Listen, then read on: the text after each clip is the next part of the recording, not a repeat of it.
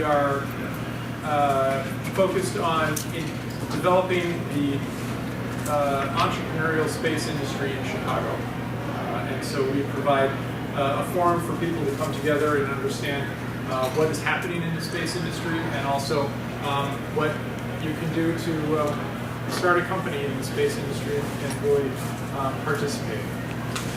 A couple of announcements. First of all, I'd like to hope this thing works. Check one thing, that's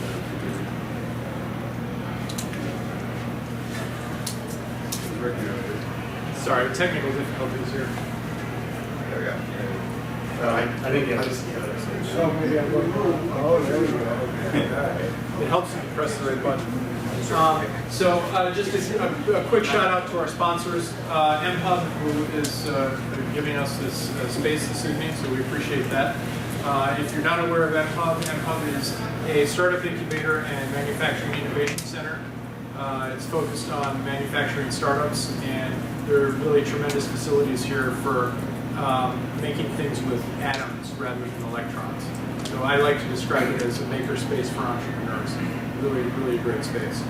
And then for Metropolitan Brewing, they're a local Chicago craft brewery, responsible for the delicious beer that we're drinking this evening. And I should point out that the Generator beer that we have this evening is very fresh. They shipped today, so it's straight out of the fermentation tanks. So we're trying something new for 2020. We're developing a sponsorship program, in order for us to really bring these programs to you and to develop and present better programs, we need to raise money for the organization. And so we're developing the sponsorship program. If you like what we're doing, please consider being a sponsor, or perhaps going to your company and asking them to be a sponsor for the organization. We're experimenting with a couple of different approaches. So we have this concept of an event sponsor. You can sponsor one of our events, or you could be a premier sponsor for the entire year. And this shows some of the benefits of being a sponsor. So please keep that in mind. So for this evening, our speaker is Daniel Mader. He previously was, sorry, I just said my wrong. Financial planning and analysis for Planet. If you don't know Planet, Planet is one of the canonical new space companies. They are flying a constellation of small satellites with the goal of imaging the entire surface of planet Earth once a day and selling the data. So subsequently, Daniel came to Chicago and now works at Ernst & Young. we have a special name for the group I'm in called EY-Parthenon.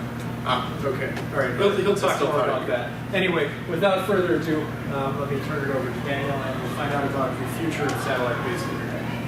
Thanks, Dave.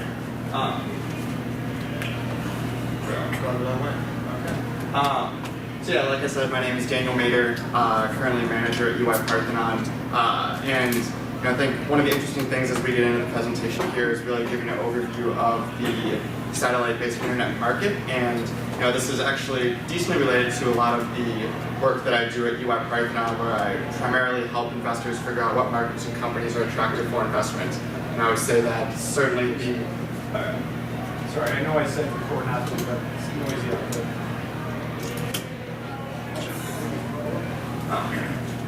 But I'd certainly say that the satellite-based internet market is definitely one that is attractive for investment, and also certainly poised for some pretty strong growth over the coming years. But yeah, prior to working at EY-Parthenon, I was at Planet Labs for about a year. I joined Planet Labs soon after they received $200 million in funding, and they realized that once they received that kind of funding, that they need to be a lot more diligent about how they spend it. And so, that diligence in how they spend money, and how some of these satellite-based internet startups are trying to invest in some of the technology that will allow them to have these really large constellations is a very similar dynamic that we experienced at Planet Labs. As well, prior to Planet Labs, I actually attended the Space Studies program at the International Space University, which is something I'm more than happy to talk to anyone about after the event.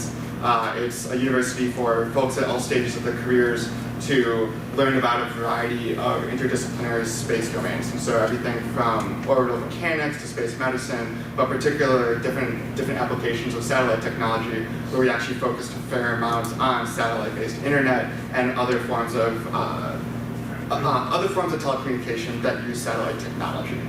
And so this is definitely a exciting topic, one that's I think, if folks here in the room are familiar at all with satellite-based internet, you guys have at least probably heard about SpaceX and the enormous constellation of satellites that they're hoping to, or that they've already begun to launch in the past couple of years. But we'll talk a little bit more today about what are some of the primary objectives of that and who they might be able to serve in the coming years. But so, why are we even thinking about satellite-based internet today? Why is this lecture not about one of the other variety of space topics that I have here on the screen? And I think a lot of investors and a lot of researchers, when they think about what are various areas of space that are most attractive for investment, it's internet satellite services is consistently rated as one of the most attractive areas, followed by medium to heavy launch as well as military satellite OEMs. And I think the medium to heavy launch is something that we're seeing only a couple launch service providers, really begin to scale up in. But there's obviously a laundry list of small launch providers or micro launch providers. So that's certainly going to be a slightly less attractive area for investment as we wait for some of those companies to drop out of the market. But internet satellite services consistently remains at the most attractive level of investment for various space subsectors, and a lot of that has to do with the variety of submarkets that it is then going to be able to serve. And so it's not just being able to serve consumer markets, it's not just being able to serve aerospace markets, folks like United American Airlines, but it's also able to serve other industrial markets. It's able to really expand access to the internet to parts of the world that also don't currently have it today. And we'll talk a little bit about some of the companies that have that at least in their business plan to accomplish over the coming years. But so, just the level set for everyone here in the room, because I think folks might have different levels of background on this. Generally, what is satellite-based internet, and maybe how is that different from the terrestrial internet that we generally experience today? And so, there's obviously going to be satellite in space, satellite-based internet. Excuse me, would the images be clearer if the lights in the room could be turned down a little bit? Is that possible? Yeah, let's see. Is that better?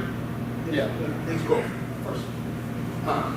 So there's obviously going to be a satellite in space. One of the things that is certainly unique to some of the satellites-based internet companies today is that in the past, the satellites that would be providing internet might be on the order of 5, 10, maybe 15 satellites, and that's really quite at the high end. Some of the companies that are thinking of getting into this market today are thinking of launching 3, 5, 10, 20,000 satellites. And so there's several orders of magnitude higher, and so there's a certain level of investment that is required to do that is just generally larger than it's been in the past. But so how this system generally works is that there's going to be a network operations center, which is kind of a souped up ground station, if you will. So for when we were at Planet Labs, we had a wholly owned network of ground stations that would primarily at higher latitudes that would be able to download and transmit data to our and be able to give commands and measure telemetry on a lot of the satellites that we had in orbit. For satellites in space, that connection with the ground station for an internet constellation needs to be much more frequent. When we would have ground stations of planet, the satellite would only pass over the ground station once every 90 minutes or so, and would have bandwidth limitations as to the various types of transponders that we would have on the satellite. For something like satellite-based internet, the amount of transponders that need to be on the satellite and the amount of time it needs to be able to connect to that ground station just needs to be a lot more frequent, which means that those network operations centers are going to have to be at multiple latitudes and be able to serve different types of orbital planes, which we have a slide on here in a little bit. Thank you. But so that network operations center is then connected to the terrestrial-based internet that we generally all access today, either through our homes or at our businesses. But then for the most part, there's going to be a fixed satellite dish that, the dishes that you might see on people's homes, or the dishes that you see on some of the commercial buildings here in Chicago. And those are satellites those are dishes that are primarily communicating with satellites in a geosynchronous orbit. So an orbit that's much further away than the low Earth orbit that a lot of the satellite-based internet constellations today are expected to be in. And so that's generally fixed satellite services is what we call it. And so that dish is constantly pointed at the same satellite. And then you in your home are then able to have the internet connectivity that's beamed to that dish sent to some kind of modem or router, just like we all have at home, and then be able to access it on a internet-capable device, be it phone, laptop, a smart thermostat, whatever it might be. So a couple of the things that also just make this type of dynamic unique is that the satellite dishes that we've traditionally seen in the past that are satellite-based internet is, again, a fixed position mounted to a home. So if you think about particularly homes in rural areas that don't generally have really reliable internet access, or where AT&T or whoever the telecom company may just not think that it's economically feasible or economically just doesn't make sense to provide internet service out that far without some kind of government subsidy. A lot of companies, or not a lot, 2 or 3 companies over the past 15, 20 years have really tried to expand into providing satellite-based internet to those rural customers. And that's where it's usually a fixed satellite dish. As we think about what the evolution of this looks like for the SpaceXs, the Amazons of the world that are thinking of having these much larger constellations of satellites, there is going to be a dynamic of having to shift from having only those fixed dishes to then being able to have mobile satellite services where I might be able to connect directly through my phone. We obviously have had satellite phones for several years, but those have been very expensive and generally have been kept for very specific use cases in disaster response or some kind of public works. And so as we think about how these new constellations are going to be able to serve different customers, I think there is going to be that transition from kind of this fixed satellite services on the satellite dish here mounted to a home to more of a mobile satellite services based dynamic. And that's something that is maybe more of the 5-10 years out. I think SpaceX's current plan and a couple other companies' current plan is still to have some kind of fixed device that sits in someone's home or sits at someone's business. But that's an evolution that we certainly expect to see. But I've talked a little bit about orbits over the past couple of minutes, and just also want to level set on why are orbits important for satellite-based internet. And I think a lot of the satellites that have been providing internet to rural customers or to government customers over the past 15 years or so have primarily been in geostationary orbit.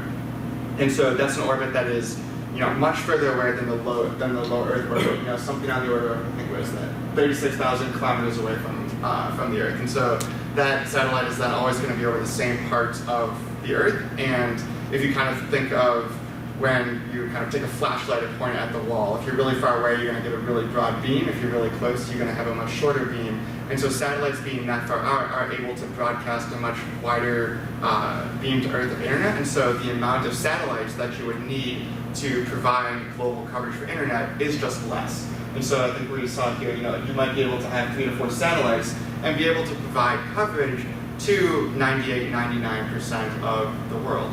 The reliability and the bandwidth that only having 3 or 4 satellites to provide the internet would still be far more limited, but you would need far fewer satellites. If you compare that to low Earth orbit, where you're more on the order of 200 to 2,000 kilometers away from the Earth, that beam to broadcast internet is just going to be a lot smaller, and so you need a lot more satellites to be able to broadcast the internet there. So that might be on the order of, I think we have here 40 satellites to be able to provide global internet service.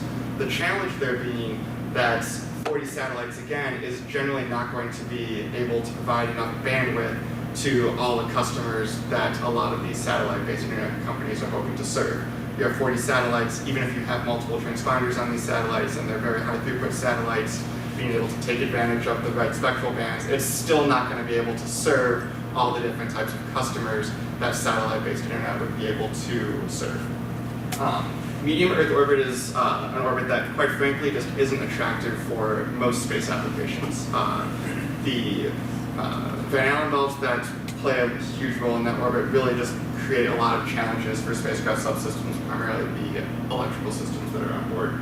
But the other thing that's important about low Earth orbit versus geosynchronous orbit is latency. And so if you think about what's important when we're using the internet today, if the internet is slow, everyone realizes it pretty quick. So there's certainly an expectation that the internet service that's being provided is reliable and that it's fast. And the speed of light is only so fast.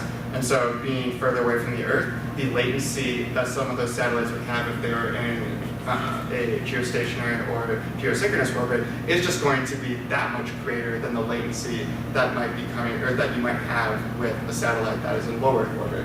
And so in geosynchronous orbit, that could be 120 milliseconds we have here. Some satellites that are in geosynchronous orbit today still have latency on the order of 200 to 300 milliseconds. And in low Earth orbit, that might get down to 2 to 5 milliseconds. That might not seem like a huge time difference to us. I mean, Netflix is probably still going to buffer at roughly the same speed. But for more industrial applications, a lot of those milliseconds matter. And in a few slides, we'll begin to talk a little bit about what are the specific industries that would really be able to capitalize on that improvement of 100 milliseconds, or for that matter, improvement even on the order of 10 or 20 milliseconds. And so, we didn't get to satellite-based internet in the past couple of years with, not being able to stand on the shoulders of a few different giants here. So I think it's helpful to kind of think about where we've been before we talk about where satellite-based internet is expected to go in the next 5, 10, 20 years. And so, 1957, Sputnik was launched. Sputnik obviously was not providing internet at that time. I just want to make clear that I do in fact know that. But so the importance of Sputnik 1 being launched, though, is that Sputnik was still broadcasting a message. It was broadcasting beeps down to the Earth. And the reason that's important is that it begins to establish the capability of not just launching a satellite, but having that satellite communicate information back to Earth. And so only a year after that, the first satellite built in the US, it was SCORE, which I believe stands for something that I don't remember, but it was the first telecom satellite that was launched, only 1 year after Sputnik. And so this is something where, back in 1958, we're already thinking about how do we actually use satellites to transmit data across very long, very large distances, and being able to think about what are the different types of data. Back in 1958, the SCORE satellite was not broadcasting, huge television signals. That wasn't going to be for another few years, but it really establishes that we have the technological capability to do this. And then fast forward only 4 years, Telstar 1 was launched by Bell Labs. The interesting piece here is that we're seeing private industry now get into providing some kind of telecommunications from orbit. Particularly earlier on in the space race, it was mostly governments that were launching satellites. And so obviously they were launching satellites built by private contractors, but as this market begins to really achieve scale, you are seeing private companies being the organizations that are launching some of these satellites, recognizing that there is some commercial opportunity in having telecom services from orbit. And so the fast forward to 1979, this is obviously not to scale because there's a lot of different milestones that we wanted to hit, but the Satellite Home Viewer Act allowed U.S. homeowners to operate their own home satellite system. This was very important for the developments in the longer term of providing internet to people that live in rural areas. It also then served as the benchmark for companies that we know today, like DirecTV, that are providing satellite TV to homes all over the U.S. And so, without that act, it begins, or that act really allows for this industry to grow leaps and bounds, as opposed to having one-off satellites being approved for use in this specific area or only in this specific state. And so, it really opened the doors to a lot more opportunity. We then begin to see the FCC get a little bit more involved. I'm going to skip the 80s here. Sorry to anyone that had a lot of ideas there. There was certainly a lot. I do have a question though. Yeah. So I remember in the late 70s when and you had to have a 10-foot dish. Mm-hmm. You had to have a ginormous dish that you would then go tune. Are you going to go through some of those differences and things in your later slides? So I shouldn't ask this now. I was I was not planning on going through, this for the sake of focusing on some of the more commercial opportunities. But yeah, the size and the technology of dishes certainly evolved significantly over the years, and a function of that is also the capabilities that were existing on the satellites that we were able to launch as well. That's what I was trying to figure out in that transition from time to time. Yeah. A lot of that, so the satellites that are providing internet later in the 90s and 2000s have very high throughput technology on them that allowed for a lot more bandwidth to pass through them, and we're able to take advantage of various broadcasting systems that just had that technology evolve kind of over the course of the 90s.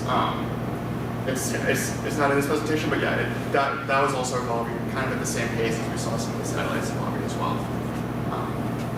But so, in 1995, we began to see a lot more companies that began to enter this space. So 15 companies began to apply for spectrum. And so spectrum is very, very important for a lot of these satellites. Different parts of the electromagnetic spectrum can allow for different transmission speeds and can have different degrees of interference. And so having a lot of companies begin to apply for FCC licenses really means that they still recognize that there's a ton of commercial opportunity here. And the reason I want to call out EchoStar is that EchoStar still today is a company that's operating, and in fact in 2011 it actually bought HughesNet, which is one of the primary providers of rural internet. And so this is something where these are companies that didn't just pop up in the 2000s. These are companies that didn't just pop up in the 90s. These are companies that have been around for quite some time and have really been able to capitalize on the learnings and the technology that some of these far earlier companies like Bell Labs or Hughes have been able to develop. And a lot of that development was obviously spurred with some public grants, but again, a lot of these are still private companies that recognize that there's money to be made here. Viasat also then began to partner in 2005 to provide residential satellite internet service. And so this again is where the snowball starts to get a little bit bigger. And so as more companies are able to provide home satellite internet, that begins to actually lower the price of getting satellite-based internet at home, which is honestly critically important. If the internet is costing a few $100 a month, that really isn't financially viable to maybe a customer in a very rural area that just doesn't have the same internet needs as maybe someone who lives in a city. And so by having more competition in the space, having it not just be Viasat, having it not just be HughesNet, having it not just be DirecTV, it really begins to lower the price and make it far more accessible for consumers to access this. And so 2013, O3B began to launch 4 satellites, I believe they launched in 2013. The interesting dynamic with O3B is that they had grand aspirations to launch a ton of satellites. Those aspirations have been scaled back some, but O3B stands for the other 3 billion, the other 3 billion people here on Earth that don't have reliable internet access. And so the focus that you've noticed on a lot of these companies has actually been on serving consumers, just serving general people at home.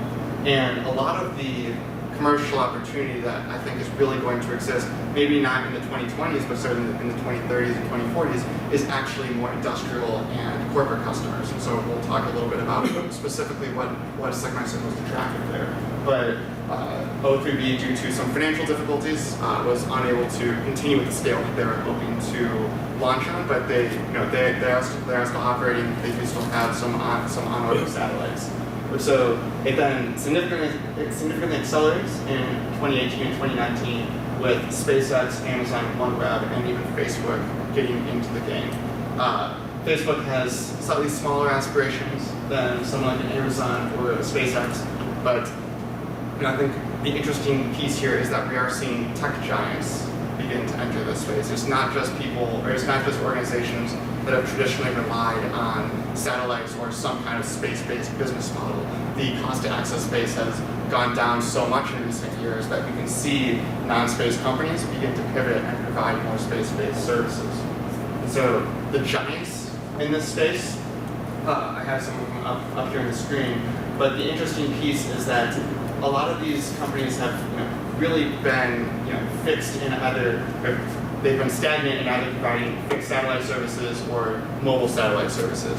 So when I talked a little bit before about providing internet that is maybe on a dish mounted to a home versus on a ship or somewhere else where it's mobile. That's to have satellites in multiple orbits, so low Earth orbit, geosynchronous orbit, satellites that are fixed, that are providing fixed satellite services versus mobile. The infrastructure that some of these companies would have to build to sustain all of those different types of satellites, all of those different kinds of orbits, is just not financial, or was not financially viable.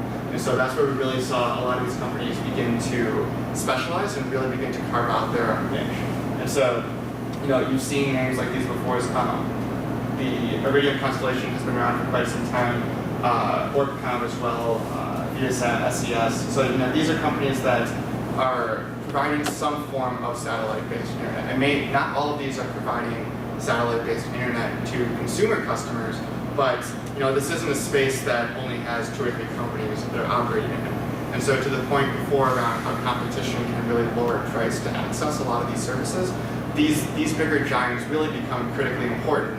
A similar analogy is how when Southwest came into the airline market and all of a sudden you saw folks like United American having to actually lower their prices to begin to compete with Southwest. The dynamic that exists here is that as companies like SpaceX or OneWeb are able to launch really large constellations of satellites and maybe offer satellite-based internet at a far lower cost than some of these giants, that competition is expected to actually drive down the cost of the entire market. And so I think that's something that a lot of us that follow the space are pretty excited about. But so, what are the names of some of these defense constellations that are being launched? We have SpaceX with Starlink, who spent roughly no time coming up with their logos, since they just kind of cropped the SpaceX logo and called it good. We got Amazon with Patrick Kuiper, and then Facebook, who hasn't even come up with a logo yet for their Athena constellation. All of these different companies have different infrastructure that are going to be able to support these constellations, and I think it's really interesting to think about what that infrastructure looks like. For SpaceX, having a vertical integrated launch services provider to satellite internet provider really allows them to take advantage of a lot of economies of scale that someone like an Amazon or Facebook doesn't have, and just technology and capabilities that don't exist. So if you're Elon Musk, you're going to be able to launch your own satellites on your own rockets and charge yourself at cost, as opposed to having to pay markup to have someone like a ULA or some other company like a Rocket Lab launch for you. Amazon is in a very different place where they don't actually have a launch services part of their company. However, Jeff Bezos does have his own separate space company that's entirely separate from Amazon called Blue Origin. However, they haven't quite got to orbital spaceflight yet, so that capability to launch their own or Jeff's own satellites doesn't quite exist yet. It would not surprise me if in the coming years, as the Blue Origin technology evolves, that you might see some kind of relationship exist there to dramatically reduce the cost of launching some of these satellites. However, Blue Origin, not quite a financially viable company quite yet, and Jeff Bezos is plowing roughly $1 billion of his own money a year just to keep that company afloat. And so as we think about what's the opportunity for satellite-based internet, it's really providing some form of cash flow, at least in Jeff Bezos' case, some kind of cash flow that reduces the personal cash flow that he keeps having to pour into his company. And Facebook, they've been pretty tight on what Athena is going to look like, but to a certain extent, it may just be that they kind of felt like if some of their other local companies were doing it, that they wanted to get on board with it too. But I think Facebook's dynamic, their business model with having satellite-based internet is having satellite-based internet for Facebook. So having Facebook be the portal that the internet is accessed through. And so that's more of a content-driven model, and so I think that's something that we'll have to see how that gets proven out over the coming years.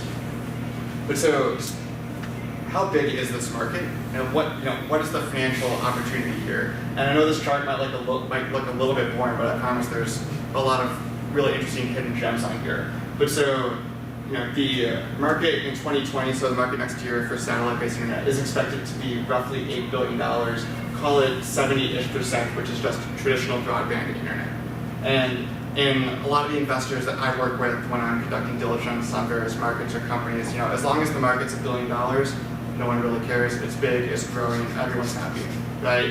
And I think that an $8 billion market is certainly nothing to scoff at, right? There's enough opportunity that the 15 companies or so that I've talked through have found some way to make money in this space. However, with companies like SpaceX coming in and launching huge constellations of satellites, the market's expected to grow leaps and bounds, double digits, over the course of the next 20 or so years. But it's growing not just in regular broadband internet, but you're seeing some of these other segments come in here and actually have pretty measurable markets. And so if we think about autonomous cars, this is, we have a couple charts later on about just what's the data needs to have a global autonomous car market, essentially. And there's obviously big radar and LiDAR that gets mounted on a lot of these autonomous cars, and you even have companies like Tesla today that have some kind of autopilot features built in. But in the future, when far more cars that are on the road are going to be autonomous cars, the car's not going to need to know what's directly around it and in view of the radar and LiDAR, but it's going to need to know what the traffic patterns look like a block away. Are there cars coming from a direction that is maybe obscured from view? Are there new roads that have been built since the last time that car was able to get an update on its maps? And a lot of that information particularly can be provided in real time with satellite-based internet with that really low latency that can be provided with constellations in low Earth orbit. Commercial aviation, have folks here used GoGo internet when they're on their flights? It's generally pretty slow. It's not phenomenal. Yeah, it's truly bad. GoGo has its own unique problems because they've also tried to use ground-based transmission to provide some of that internet, but there's certainly opportunity to improve commercial aviation internet. There's connected aircraft, and so if we think of things like the Malaysia Airlines flight from a few years ago, some of the data that they used to track the path of that plane was actually on pings from the plane's engines to a satellite that then transmitted it back to, I believe it was GE that had built the engines. And so there's a lot of need to be able to track aircraft around the world. And if you've ever looked at a flight radar of flights from New York to London, you've seen that there's generally 2 or 3 lanes that those planes follow. And they follow those paths because that's a path where the plane's able to stay within communication range of various airports. Historically, they followed that path because of global, like either FAA or local policies that said this plane is not allowed to, or if this plane has to divert, it can never be more than X hundred miles from a particular airport. But planes today have a long enough range that they can actually be very far from some of these airports, and it's actually become more of a policy issue than it has been a capability issue. So all of a sudden, if we can constantly have communication with these aircraft and know where they are, we open up a lot more lanes for travel and potentially then have a lot more commerce that can be exchanged between countries because of that. So I think that's really exciting. Business aviation, billionaires and private jets, corporations, still folks that have a very high tolerance for price and so can pay a lot. And then also maritime. Being able to track ships, and then similarly as well built in here is if you've ever had to try and get internet on a cruise ship, it costs roughly $100 a minute and is incredibly slow. So there's also a lot of opportunity there. And so I've used the word satellite constellation a lot over the past 20 or so minutes, but when I was at Planet Labs, we were very diligent to not call our enormous amount of satellites a constellation because the FCC got a little bit iffy about that. And so in meetings that we would have with the FCC, it wasn't something that was going to cause us to get a license revoked or denied, but it was, we would prefer to call our satellite a fleet. Or we would call them flocks at Planet Labs because we named our satellites doves. And so we just came up with a whole new name and were able to kind of get around the issue. But in a true constellation, in a lot of the regulators' views, a constellation is satellites that can communicate with other satellites. And so for the SpaceX Starlink constellation, this is actually an image of one of the models that SpaceX had put out to talk about some of the different orbital planes, but that's been adjusted recently. But the way the SpaceX constellation is expected to exist is that Starlink will operate in, I believe it's 24 different orbital planes. If you think about an orbital plane, you might have satellites that go like this, you might have satellites that go like this, and so 24 different planes. And then each satellite is going to have a laser communication system that can communicate with at least 3 other satellites, one of which is then obviously going to be in some kind of contact with a ground station or a network operations center that can provide the actual internet access. And so the latency on a Starlink constellation might not be as low as the 2 to 5 milliseconds that I showed on a previous slide, because it might have to communicate with a few other satellites, but it's still going to be orders of magnitude faster than something that's in geosynchronous orbit. So just how big are some of these constellations? We have folks like the other thing going that started out with really great grand aspirations of having 1,500 satellites. They're now planning to only have 27. Even scale up all the way to OneWeb, they're hoping to have 2,720. Starlink, they've filed paperwork to get up to 30,000 satellites launched in orbit. Are they going to have 30,000 satellites on orbit at the same time? No. There's just not enough launch capacity if they tried to start building a rocket every day. It would be too hard. However, they expect to replenish the constellation very frequently. And so that's something where their goal for the constellation is to have a few hundred satellites in orbit to make this economically feasible, and then really begin to drive down costs in this market when they get to have 1,000, 2,000, 3,000 satellites in orbit. And so that's where folks like Amazon and OneWeb are really going to be the key competitors, because they're going to have similar constellations in similar orbits. However, thinking about having, even if you add up the top line of all these numbers here, you're looking at, call it 45, 50,000 new satellites, and that's just for satellite-based internet.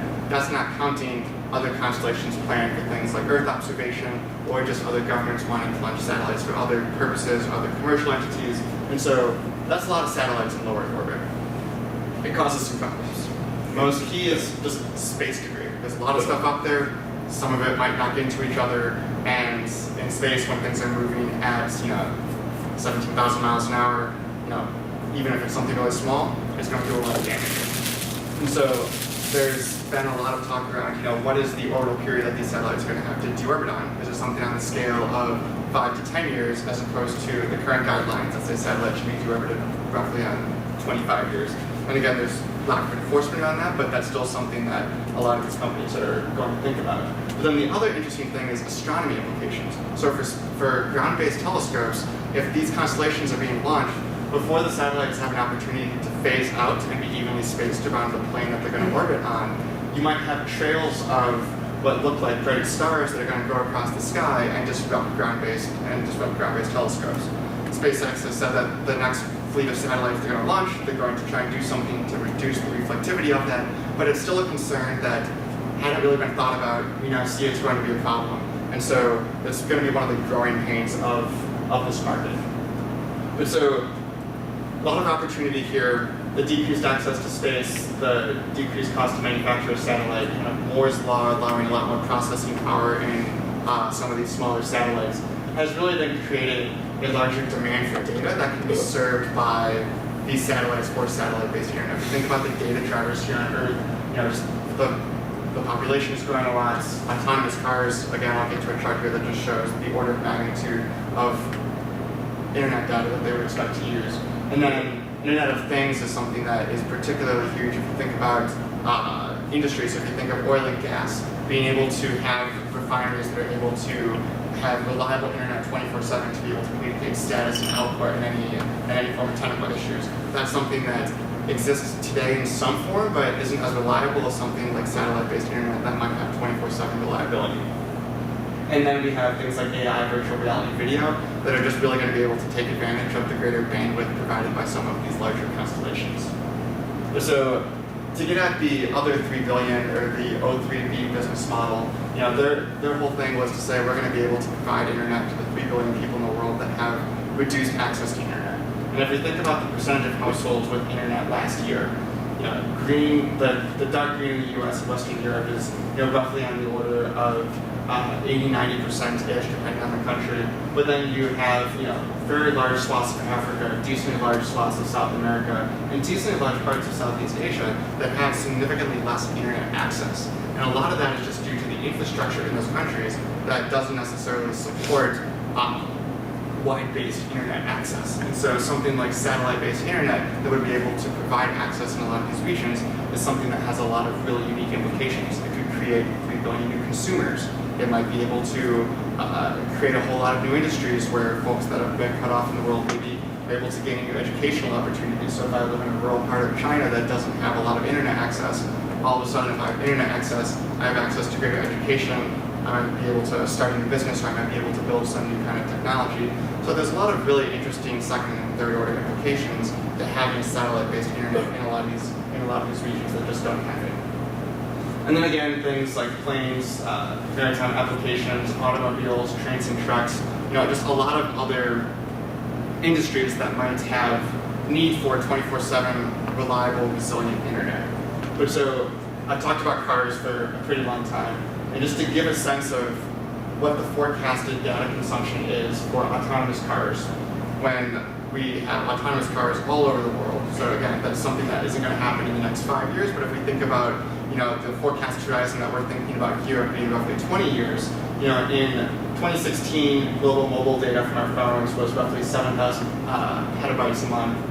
Global internet traffic in 2016 was roughly 1 order of magnitude larger. The annual demand for global data from autonomous cars is 4, 5, 6 orders of magnitude larger. And so that's something where even the current infrastructure that we have today for internet cannot or isn't built to support that amount of data. And so I would certainly expect to see terrestrial internet have a lot more investment and have a lot more build out and see a lot of new kinds of, or many different types of technologies that can support that greater bandwidth. But having it be supplemented by something like satellite-based internet is going to be a key way to provide the supply of that bandwidth. And then I do just want to close with thinking about how fast is my Netflix going to load if I'm able to leverage some of these different types of constellations. Viasat-1, which is still in orbit and still operating, roughly 600 milliseconds of latency, operating from a geosynchronous orbit that can get all the way down to SpaceX of 25 milliseconds. Cable being 15 milliseconds, that varies wildly. If you saw the Wall Street Journal today, there was a huge article about how a lot of the internet providers essentially bribe the FCC to give them better statistics that they can report on the speed of their internet services. And so, SpaceX being able to reduce by 575 milliseconds, something like a Viasat-1 might be able to provide, is pretty significant. And the main market that is able to take advantage of that millisecond level improvement are actually financial markets. And so the vast majority of trading that takes place on stock markets today is done by high frequency traders. Here in Chicago, Ken Griffin, the founder of Citadel Securities, most of his billions were made by the high frequency trading that his firm has. And so those high-speed traders look for millisecond edges. If they can get a trade in a couple milliseconds faster than another high-frequency trader, that's extra money that they can make. And so by being able to reduce something on the order of 575 milliseconds, that's a significant improvement. That's something where, if they can, there's some analysts that even expect some of these financial firms have even explored launching their own constellations of internet so they can have dedicated bandwidth just for them. And so, hedge fund guys are greedy. I say that as someone who works in finance. And having that millisecond level improvement is something that while my Netflix is going to load at the exact same speed for all intents and purposes, that also means that someone else in the financial trading world, if they can see that kind of improvement, might be able to make millions more. Yeah. But direct fiber is always going to beat this. So and they already have that. So it is. What's the gain? So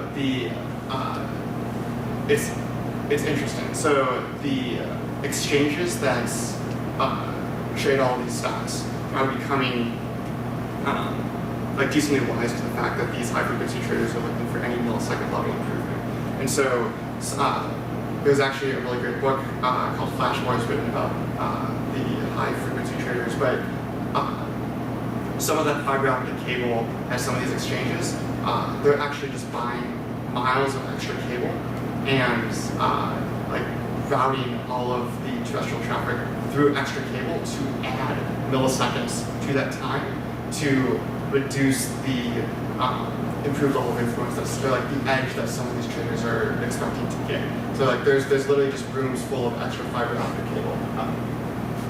So by having something that can get around some of that, Who's adding that extra cable? the actual exchanges. So if you think of the Chicago Board of Options Exchange here, right, or the New York Stock Exchange, they literally have rooms that are just full of cable that gets wrapped around a ton of Right, times right, to just add more. There is an exchange that is built on that Yeah. notion separately, but Yeah. that has the built-in delay exchange. Yeah. But So with that, just yeah, in terms of what's next, I'd be remiss to talk about SpaceX if I didn't mention Mars. SpaceX didn't always talk about satellite-based internet as being something they were really excited about. They started talking about it when they realized that merely charging people to launch satellites wasn't going to be enough money for Elon Musk to die on Mars.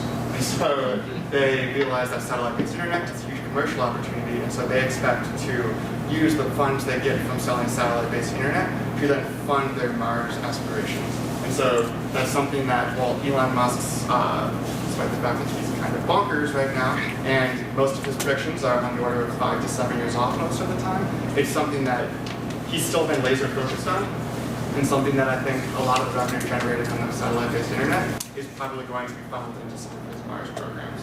So I think that there's not just Earth-based implications to some of this, but there's obviously other parts of the solar system that might have some second-order implications to it. So I know I think I went a couple minutes longer than I was expecting to, but thank you guys for coming, and I'm more than happy to have more discussion, and stick around if you guys want. Thank you.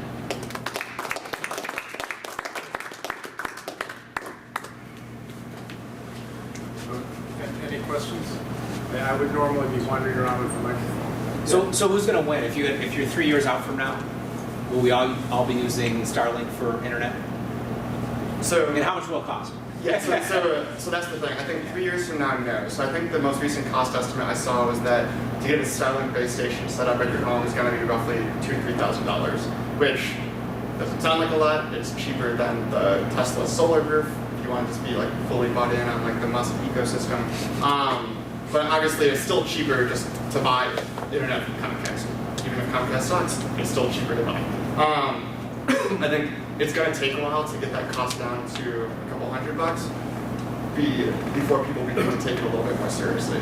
That cost is also why I think the opportunity to serve kind of that other 3 billion that don't have reliable internet access today is not something that's going to be able to be achieved in the next 5 to 10 years, because that $2,000 to $3,000, which still seems like a lot of money to us, is mountains more money for someone who lives in a very rural or very poor part of Africa or China or India. And so to really have the value proposition of being able to provide internet around the world to everyone at a cost that's feasible is really something that's more on the 10 to 15 years out. If I had to say who's going to win, I mean, at this point, SpaceX is farthest along, and to a certain extent, if you're there first in the space, you're going to be able to win. The kind of analogy I'll draw is Planet Labs essentially has already won the medium Earth imaging race, if you will. They were the first to be able to now image the entire Earth every day. They've been doing that for 2 years now. All these other constellations that are launching saying that they're going to image the whole Earth every day, someone's already doing it. And so, yeah, if you get there first and you're already providing service, it creates a few more barriers of entry for some of these. I think that when there's folks like Elon Musk and Jeff Bezos, that this is a personal vendetta for them essentially, and they're going to throw their own cash at this, I'd put a little bit more stock in them succeeding than I would some of these other commercial entities that maybe don't have a billionaire that's willing to kind of just throw money into a fire and see if it works. To what extent will ground-based internet and satellite-based internet be integrated? So if I were to email you a letter when you're in Japan, what routes will it travel? How will that work? I mean, I think it's already somewhat integrated today, just as the network operation centers and the ground stations are going to have to be linked up to the internet somehow. I would expect that as this market continues to grow, the number of those ground stations is probably going to skyrocket, and that's then going to necessitate much more integration with the existing terrestrial infrastructure. I think the challenge is going to be the companies that own that infrastructure, the extent to which they're going to want to integrate with the satellite-based internet companies. And I think that the partnership models that might exist there, or the just technical challenges that might exist to try and further integrate those systems I don't think that's really a challenge that people have tried to solve for quite yet. So in other words, we don't know yet how my packet of electrons will travel from one place to the other yet. We don't know. When we get the systems to merge, there's going to be some kind of corporate mergers probably? I think that's still to be seen. I think that whoever owns fiber optic cable or whoever owns more of the kind of last mile infrastructure. So when I say last mile, I'm thinking of folks like Comcast that are able to, or here in Chicago, RCN, right? Like that last mile of getting to your home. I think as if some of those companies choose to take advantage of satellite-based internet, you might see some of them begin to form partnerships. I think it's challenging for companies that don't have space as core to their business model to really merge and expand and enter the space market because space is just so expensive. The cost structure to support satellites and launch is just very different than the cost structure to support regular terrestrial telecom. And so I don't think they're going to see huge mega mergers, but probably some JVs or partnerships or something. To what extent then do you see the need or the implementation without a need of additional regulatory structures? I think the regulatory structures are going to get very restrictive. I think in some instances good and in some instances bad. I think where the regulatory structures are going to be good are things like managing space traffic. Right? With launching thousands and thousands of satellites, having a lot more regulations of these satellites are going to have propulsion so that they can move out of the way if it's observed that they might impact another satellite. I think regulation around spectrum is going to become even more and more important to make sure that the spectrum that some of these satellites are operating on isn't going to interfere with other terrestrial spectrum that's being used. On the other hand, the regulatory side of actual utilization and consumption of internet poses some really interesting challenges. So if you think of China with the Great Firewall of China as it's known, how is China going to be able to censor people that are trying to access Starlink internet if that's not internet infrastructure that they have control over? And so I think how countries like that try to engage in more censorship or control internet access, I think there's going to be some really interesting regulatory hurdles to overcome there. And I don't think anyone's even begun to think about how to solve for that. Can I turn that question around? Will the satellite internet be able to bypass China's internet wall so that people in China can get access regardless of laws? So from like a purely technical standpoint, absolutely yes. Yeah. The only like technical nature that might make that, and this is probably where China's going to end up going, is China may restrict the importation of whatever the hardware is that can access those services. And so if they restrict the importation of that hardware, then there's just going to be far fewer people that are going to be able to have access to it. However, I think for something like censorship-free internet, I would imagine a lot of people are going to be smuggling that technology in or finding some way to, bootleg some other kind of device to get access to that system. So I think that there are going to always be ways to get around that system, and I would certainly expect people to exploit those systems to get around firewalls, both good and bad purposes too. You showed 3 separate companies, I think each for mobile and stationary satellite-based internet on the low Earth orbit. Yeah. I was curious on the technology side. Is there not an overlap? Are there is it separate tech in the satellites, or? In some instances, yes, and in some instances, no. So I didn't see any crossover between the same company on both. Yeah, and so some of that is due to technology, but also just a lot of it is just due to the infrastructure. So like to operate and sustain a satellite in geostationary orbit. Wait, I'm talking about on the low Earth orbit side. So you showed both mobile and stationary users. So there's also not overlap there because on the fixed side, like you as the company also then have to manage relationships with the companies that are selling that satellite dish that's going to get mounted on a home if it's fixed. Right. Or in some instances, you might actually sell that dish directly. Yeah. Right. And so that cost structure to support that and the business model that you have to build and the staff that can go out and service those is just going to look a lot different than the infrastructure that gets built to support some kind of mobile satellite service. It's not to say that some of those companies might not overlap at some point or might not try and engage in some, but just for financial purposes, it doesn't make a whole lot of sense. But the technology might be a little bit different than the satellites, but at the end of the day, it's just data up, data down, and how fast can you do it. As I was imagining, and I was thinking of like the farm scenario where the residents are usually in a single house living and they want higher speed internet for their things, but then they might have equipment, they might be out in the field, and then, so there's a combination use of stationary and mobile, and stationary I would assume would always be a better signal, Yes. and higher strength, higher bandwidth. I would Not assume. necessarily higher bandwidth, because that depends on the technology that's in the satellite, Okay. which at this point is really just a function of when that satellite was launched. So satellites launched a while ago obviously have lesser bandwidth and less advanced technology. The reliability factor is something that has been true to date of having a satellite in geostationary orbit that can provide that direct beam, for that specific area. So that's going to be a much more reliable internet. For the constellations that we're talking about now that might get as big as thousands of satellites, the expectation is that those might be even more reliable than the internet that we've had when it comes to satellites to date. But again, it's expected to be, it's not guaranteed to be, because these aren't fully commercial operated constellations quite yet.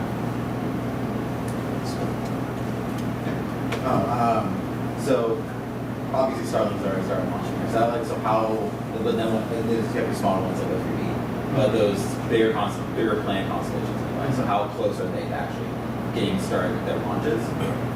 It's a great question. A lot of the companies are being pretty tight-lipped. I would expect them to probably start launching in the next couple of years. However, even if they were to announce that they were going to begin launching satellites within the next year or two, the guy that I sat next to at Planet Labs was Planet's director of launch, and he had us saying that the best time to plan a vacation is for whenever you're planning to launch, because it's never going to go on time. And anytime someone announces that they're going to launch within the next year or two, it's generally a safe bet that they're going to miss that time frame. So it would not surprise me if those satellite constellations, particularly since they're not vertically integrated and they don't have direct access to a launch services provider, are just going to take longer to launch. They're also going to end up launching in much smaller buckets. So launch capability or launch capacity today that's US based is relatively limited. Rocket Lab just this week finished building their launch pad in Virginia, but the lift capability that those rockets have is not very large, so they're not going to be able to launch just the sheer number of satellites. And so some of these companies I would expect would also be a little bit hesitant to use SpaceX to launch their satellites, because then all of a sudden they're giving money to a competitor. And so that reduces the number of launch service providers that they can use. And when you compound that all these companies a lot of these companies are American companies, and exporting your satellites to another country to launch, well, is something you can do. ITAR and EAR and other export restrictions that exist just put a lot more roadblocks in the way of making that happen. So I think some of these other companies are going to encounter a lot more challenges to do that. And as a result of that, because they're probably not going to use SpaceX, assuming SpaceX is willing to launch their satellites. Yeah.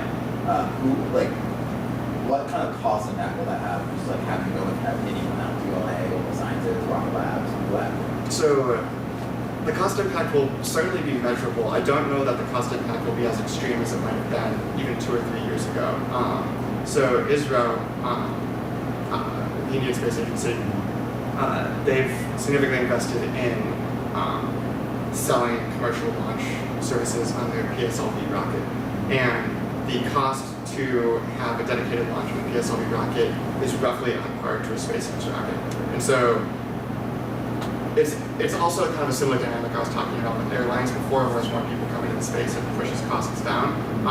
We are seeing some other launch service providers significantly pushing costs down because they have to compete with SpaceX. Are they getting as low as SpaceX costs? No, but instead of the delta being maybe $40 million a launch, the delta may get down to $10 or $20 million a launch. And so, while that's nothing to scoff at, there is still certainly going to be a measurable cost difference there, which is again why it helps to have a billionaire who just has this idea that this is what they're going to do and they're going to just continue to throw money at it. And sorry, separate question, but most of these companies that you listed are American, like 70% or anything? Yeah. So are there any major other non-American companies or initiatives trying to attempt this? There are a couple Chinese companies. However, China activity in space is kept very tight-lipped. And for that matter, the only reason that I've heard of a couple of the Chinese companies' names is that when I was at International Space University, a lot of the students that were there with me were Chinese, and they, over a 80-person group chat we still have mentioned that they have friends that are working on satellite-based internet. So that's like truly just more like inside information than it is like stuff that is widely broadcast online. But if I were to expect any countries that are outside of the US to really have companies that are investing in this, it's probably China. India is not quite there yet, but I would expect in 10, 15 years, as they deal with some other issues in their economy, I wouldn't be surprised if they see a space agency or some kind of space company begin to scale up there. And then maybe some European companies. But again, it's to a certain extent it's also a race to be first, or a race to be first and second. And if by the time that a European company has this idea or has the capital to be able to do this, if SpaceX and Amazon have already won, it might not necessarily be commercially viable for them to. You're talking about the increasing reliability from geosynchronous to low Earth orbit, and we currently experience that as bad weather means my DirecTV is not working. Will it be that much better where the weather doesn't really affect, or is it just a little bit better? I mean, weather's always going to affect any signal coming from space. I would say that like the technology has improved enough that 10 or so years ago, if there's a storm, like we could kind of count out getting any DirecTV or any kind of satellite TV, like it would just be really fuzzy. It's a lot better now. Like I was actually recently at a coworker's home who has satellite TV, and there's a storm, and it worked just fine. So sometimes, yeah. I mean, if it's an extreme thing, like you're not really going to be able to control for it. I would expect that some of the lower Earth orbit constellations would experience some similar issues, but again, having thousands of satellites in orbit, one of those satellites, might be beaming a signal that somehow might just get through some crazy clouds that another satellite might not have been getting through. Can you talk a little bit more about Space University? Certainly. So I would definitely encourage if anyone either has a technical background or doesn't have a technical background, Space University is definitely a really fun thing to do. So there's a master's program you can do at the main campus based in Strasbourg, France, or they have an 8 to 10 week summer program, which is what I did. And the 8 to 10 week program actually goes through 6 or 7 different specialties, so space management and business, space applications, orbital dynamics, spacecraft subsystems, astronomy, and a few others. And it's every day for 4 or 5 weeks from 9 till 5 lectures, and then in the evening bringing in astronauts and other folks from NASA and the European Space Agency and JAXA, the Japanese Space Agency, to come and talk to you about interesting things that they've been doing. Yeah. Is there going to be enough bandwidth for all satellites and all uses that are being contemplated? Ideally, No, for in reality. reality, no.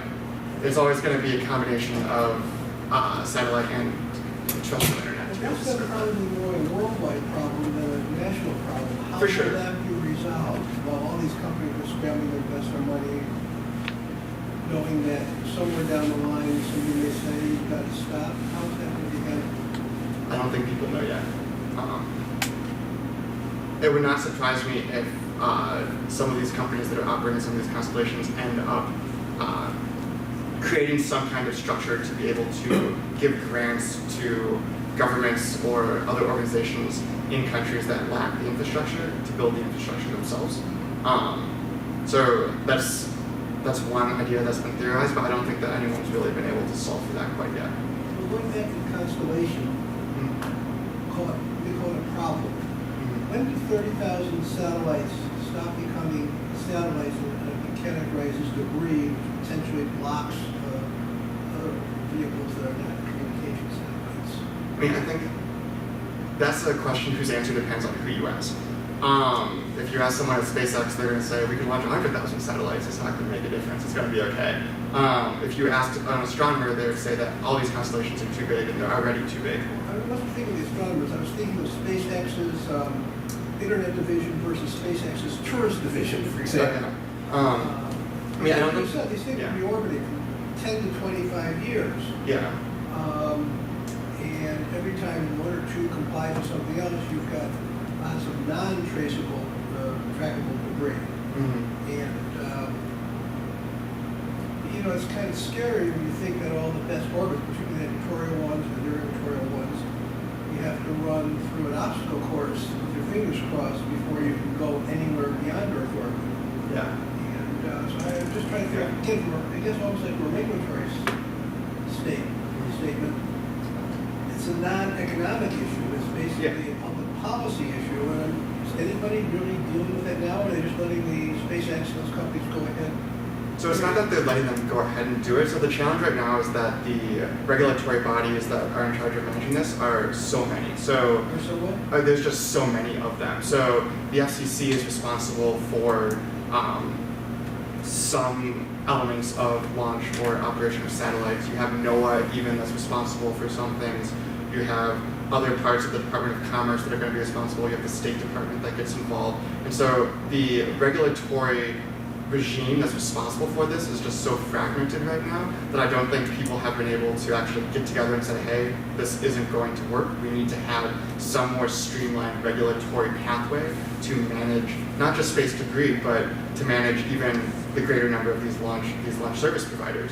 And there have been a couple bills proposed in the US Congress so far to streamline the regulatory bodies to do that, but those bills have not been successful just due to a lot of political gridlock that we have in DC.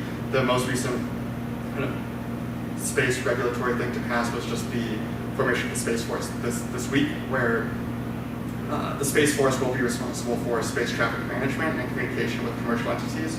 So that's also where they will then communicate with SpaceX and say, hey, you can move your satellite because it's about to hit a Japanese weather satellite. But that's still not the perfect solution, and I think that getting the number of regulatory bodies first to be lessened so that it's not 15 regulatory bodies in the US trying to communicate with 15 regulatory bodies in the UK, but that it's, you know, maybe being down to 3 or 4, communicating with 3 or 4, but then getting each of those countries to also then agree on what are the standards that they're going to abide by for them to really begin to solve for them. Has there been any action at the UN level that you know of? So there has been. There's a lot of working groups that have talked about other ways that the Outer Space Treaty might need to get updated to account for a lot of things like this. However, there's no enforcement. So even the 25-year lifespan of having to deorbit a satellite, there's no enforcement for that.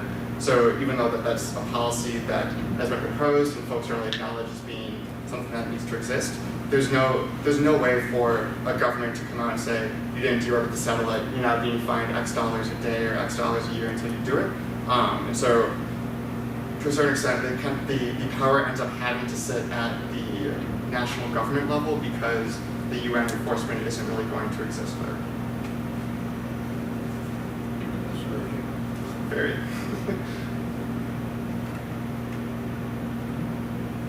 Okay, any more questions? Thank you very much. Thank you everyone for coming tonight. Thank you again.